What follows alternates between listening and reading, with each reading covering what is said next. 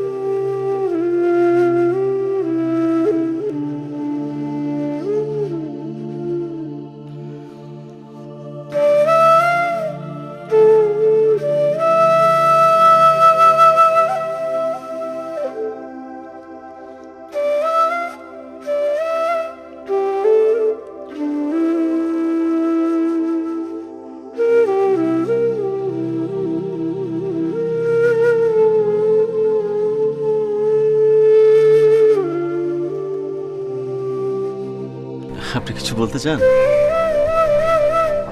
ছবি তুলবো না? কেন?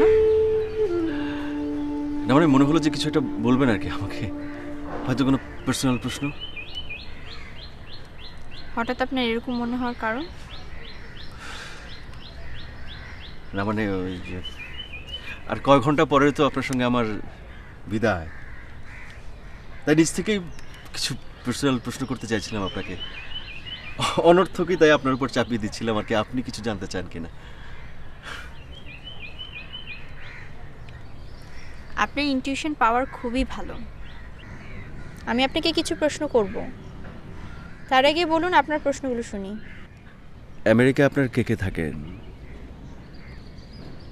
বাবা নেই মনে হয় না? কি করে বুঝলেন? মার কথা 3বার বলেছেন তো, তাই। হ্যাঁ, আমার মা বাবা পিএইচডি করতে আমেরিকায় যান, তারপর শুরু হয় যুদ্ধ। বাবা যুদ্ধে অংশগ্রহণের জন্য দেশে চলে আসে, তারপর